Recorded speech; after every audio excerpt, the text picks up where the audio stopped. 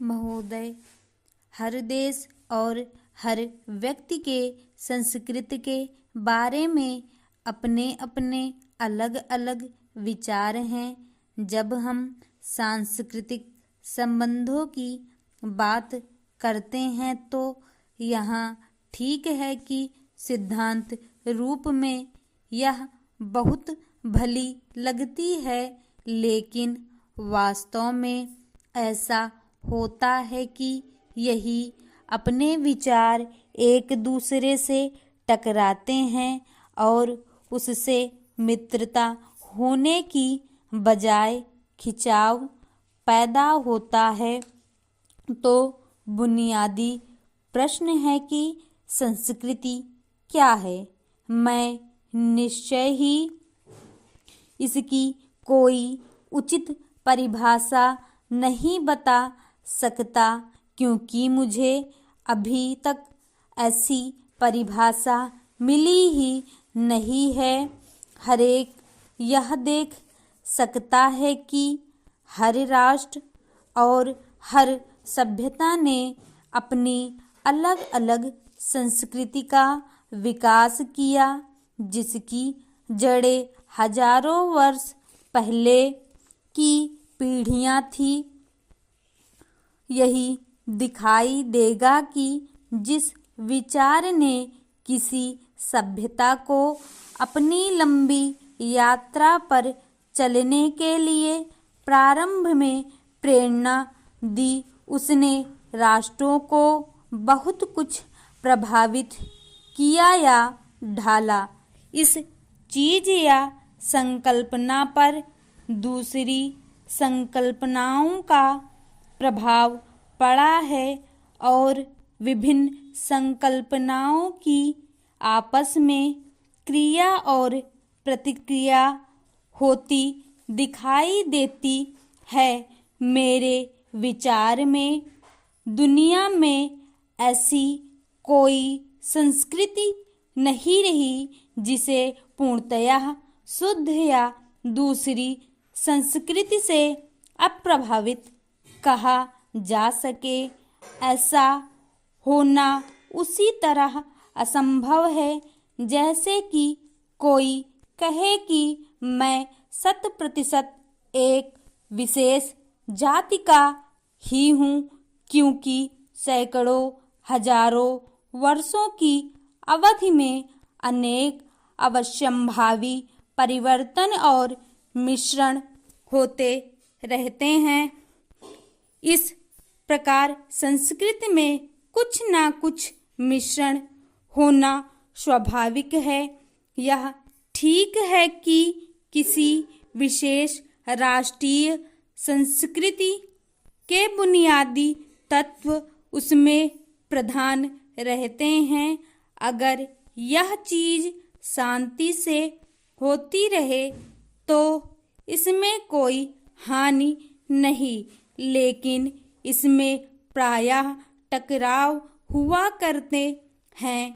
इससे किसी एक वर्ग या समूह के मन में प्रायः यह डर घर कर जाता है कि उसकी संस्कृति पर कोई ऐसा प्रभाव छाता जा रहा है जिसे वह बाहरी या परकीय समझता है। फिर यह वर्ग अपने आप को चारों तरफ समेटकर एक खोल में बंद कर लेता है ताकि उसके विचार आदि बाहर ना जा सके।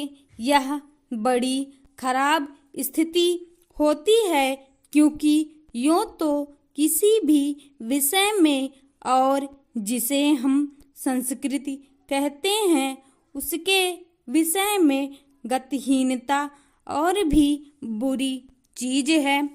अगर संस्कृति का कोई मूल्य है तो उसमें कुछ भी गहराई भी अवश्य होनी चाहिए, उसमें कुछ भी गति होनी चाहिए। भाइयों और बहनों, मुझे आज यहाँ आकर लघु उद्योग सेवा संस्थान की आधारशिला रखते हुए बड़ी प्रसन्नता हो रही है। भारत में योजना के पिछले 50 वर्षों में लघु उद्योगों ने भारत के संस्थागत समर्थन से बड़ी तेजी से प्रगति की है। मुझे आशा है कि इस भवन के पूरा हो जाने पर इस क्षेत्र में लघु उद्योगों के विकास में और भी अधिक तेजी आएगी। भारत गांव में बसता है, इसलिए विकास के सभी कार्यक्रम गांव के स्तर पर प्रारंभ किए जाने चाहिए और गांव वालों को इस प्रकार के विकास कार्यक्रमों का लाभ सबसे पहले मिलना चाहिए।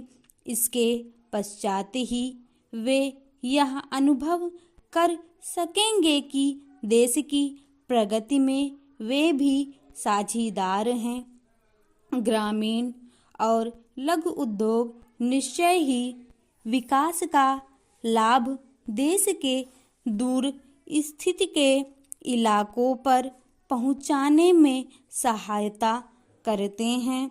लघु उद्योगों की यह विशेषता होती है कि इन्हें सभी जगह फैलाया जा सकता है और वे अधिक प्रदूषण भी नहीं फैलाते। साथ ही उनके लिए औरों की अपेक्षा कम पूंजी की आवश्यकता होती है, क्योंकि उनमें अलग अलग स्तरों पर प्रौद्योगिकी के उपयोग की अधिक गुंजाइश होती है। इसलिए देहातों के औद्योगिकरण और गांव के दस्तकारों के रहन सहन के दर्जे को ऊंचा उठाने के हमारे कार्यक्रमों में लघु उद्योगों की महत्वपूर्ण भूमिका होती है। पैरा हमारी राष्ट्रीय अर्थव्यवस्था के विकास विशेष रूप से साधनों के इस्तेमाल और रोजगार के अवसर पैदा करने में लघु उद्योग एक विशिष्ट भूमिका निभाते हैं। भारत सरकार ने देश में लघु उद्योगों के तेजी से विकास के लिए एक सम्मिलित कार्यक्रम की योजना बनाई है।